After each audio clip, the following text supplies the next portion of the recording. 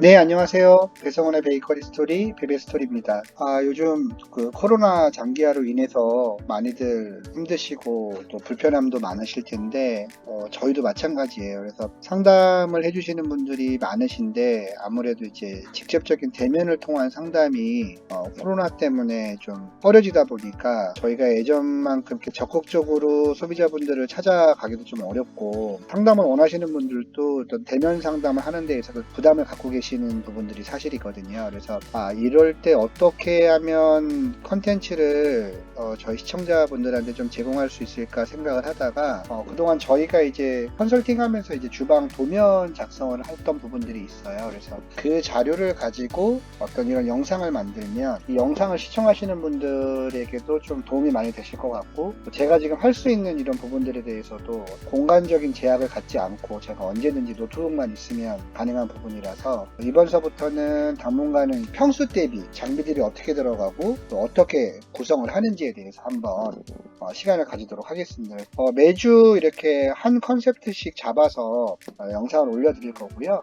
요번에 처음 시작하게 된 주방을 설명을 드리면, 영등포에 저희가 이제 오픈시켜 드렸던 매장이고요. 전체 주방만 몇 평이라고 말씀드리기가 좀 어려운 게 원체 작기 때문에 지금 전체 그림상 보이시는 게 한 6평 정도 된다고 생각하시면 되세요. 그래서 이 6평 공간 안에 손님이 들어오셨을 때 이제 기다릴 수 있는 대기하는 공간도 있고 포스 매대도 있고 주방까지 다 만들어 놓은 구조라고 보시면 됩니다. 실제로 주방만 따졌을 때는 4평도 채 되지 않는 정말 작은 공간이라고 보시면 되세요.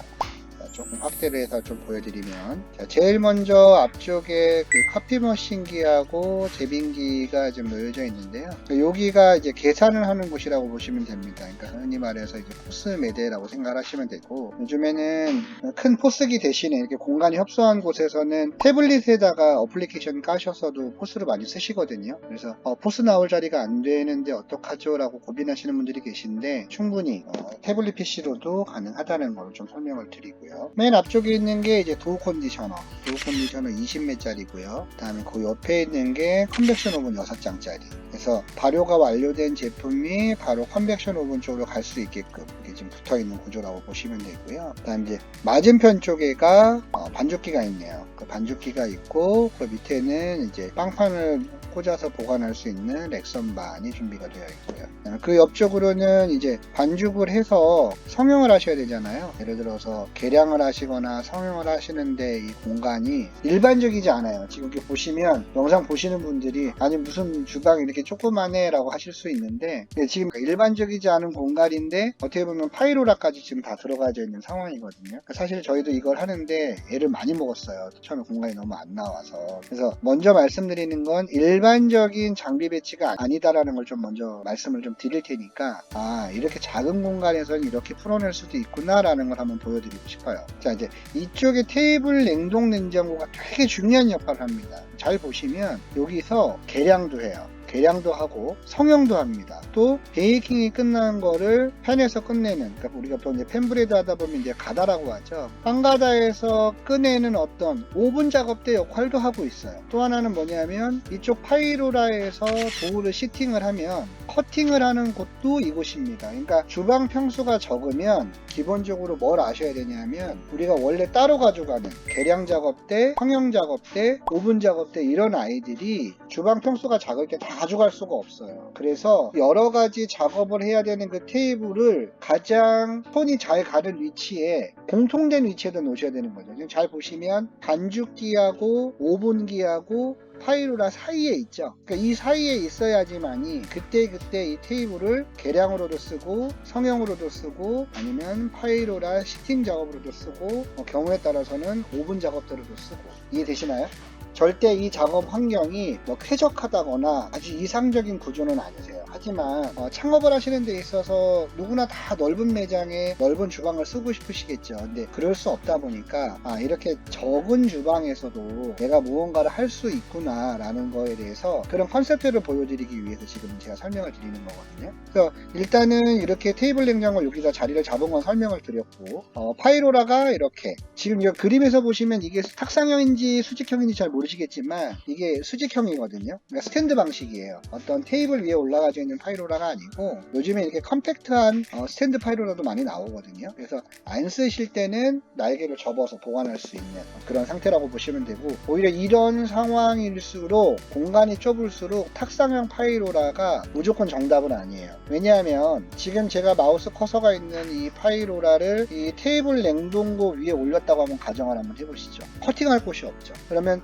어차피 이쪽에다가 테이블 냉장고를 두거나 커팅 테이블을 둬야 되는데 의미 없는 거죠. 그러니까 그럴 바에는 차라리 커팅을 할 수 있는 이런 테이블 냉동고를 옆에 따로 두시고 수직형 파이로라를 따로 두시는 게 훨씬 더 효과적일 수 있습니다. 예전에는 파이로라 덩치가 많이 커서 탁상형을 쓰셨다지만 지금은 이렇게 컴팩트하고 사이즈가 적은, 또 가격대도 착한 이런 파이로라들이 있기 때문에 이렇게 수직형으로 안내를 해드렸어요. 자, 그 다음으로 보이시는 게 여기 뭐냐면 냉동고 번펜형, 잘 안 보이시니까 제가 확대를 한번 해드릴게요. 자, 여기 냉동고 번펜형 되어 있죠. 이 부분이 가장 어려웠던 부분이에요. 어떻게 배치를 해도 냉동고 문이 열릴 수 있는 공간이 없는 거죠. 그래서 저희가 생각을 한 게 뭐였냐면 도우시터 캔버스를 펼쳐서 작업을 하시는 거죠. 시팅 작업을 하시고 시팅 작업이 완료가 된 아이를 이쪽으로 꺼내요. 잠시 뒀다가 냉을 먹이실 때는 이 날개를 접어서 올리고 문을 열어서 냉을 먹이시는, 이해 가시나요? 다시 한번 설명드릴게요. 그러니까 먼저는 파이로라 캔버스를 펼쳐서 여기서 파이 작업을 하세요. 시팅 작업을 하신 다음에 하시다 보면 냉이 풀리죠. 그러니까 중간에 냉을 또 먹이셔야 되잖아요. 그때는 잠시 여기다 올려놨다가 파이로라를 접어서 날개를 위로 제친 다음에 냉동고 문을 열어서 냉을 먹이는, 마찬가지로 시팅 작업이 완료됐을 때 이쪽에서 커팅을 할 때는 어차피 이쪽 캔버스는 위로 올려주는 거죠. 어차피 이쪽이야 올렸다 내렸다 할 필요가 없기 때문에 벽으로 바짝 붙여놓은 거예요. 원래 이렇게 벽으로 바짝 붙여놓으면 날개를 위로 올리기 힘들기 때문에 이렇게는 잘 배치를 안 해드리는데, 여기에서는 공간적인 거를 극복하기 위해서 저희가 어쩔 수 없이 벽으로 바짝 붙여놓은 거죠. 왜냐면 얘는 뭐 굳이 접을 이유가 없으니까요. 자, 요 부분이 핵심이세요. 그러니까 처음에 저희랑 같이 이렇게 주방 배치를 하실 때 보면 네모만 그리셔서 주방 배치 이렇게 하세요. 이렇게 네모, 이렇게 네모, 이렇게 네모, 이렇게 네모. 냉장고 문이 안 열리네. 포기하지 마시고 지금처럼 이렇게 날개를 접을 수 있다는 부분, 날개를 접어서 문을 열 수 있다는 부분, 이런 부분들을 자꾸 활용을 하시면 되게 좋을 것 같고요. 또 하나는 요번에 컨설팅 해드린 내용은 아니지만 이쪽에 반죽기 놓을 자리가 없었던 매장이 있었어요. 저희가 이 반죽기를 어디다 놨냐면 반죽기를 이 도우시터 날개 밑에다 놨습니다. 자, 그러면 이 반죽기 높이가 도우시터 캔버스를 펼쳤을 때 이 아래 높이보다 높지 않았기 때문에 가능한 거죠. 그래서 실제로 밀가루 반죽할 때는 캔버스를 올려놓고 밀가루 반죽하시고 밀가루 반죽이 끝나잖아요. 그냥 내려놓는 거예요.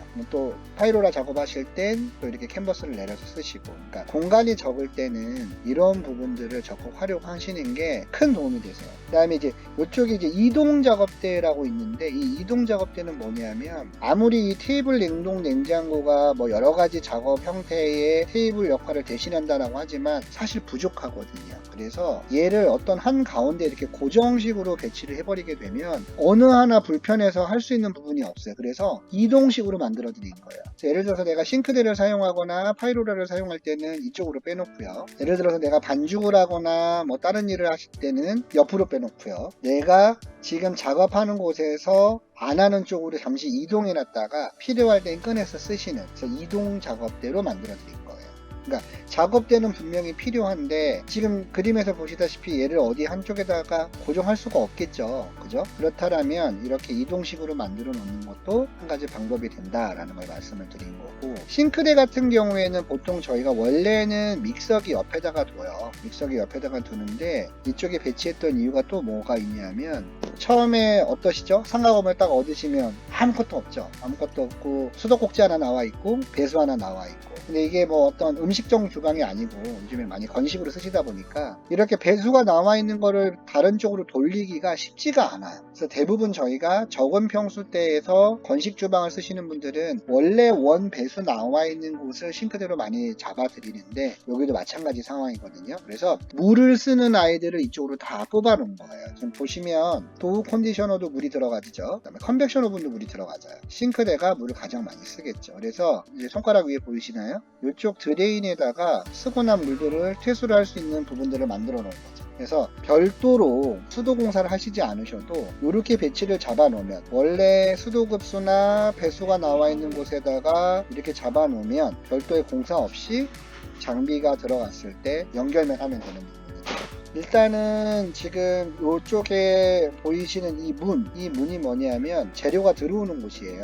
나중에 원재료, 밀가루라든지 그런 재료들이 들어오는 곳이고, 이쪽에서 베이킹을 해서 바로 나갈 수 있는, 그래서 평수가 적은 주방들은 오븐이 안쪽에 있는 건 좀 불리해요. 왜냐하면 베이킹이 다 된 거를 가지고 나와야 되기 때문에, 여기서도 보시면 컨벡션 오븐이 이쪽 바깥쪽으로 나오기에 좀 가깝게 만들어 놓은 거죠.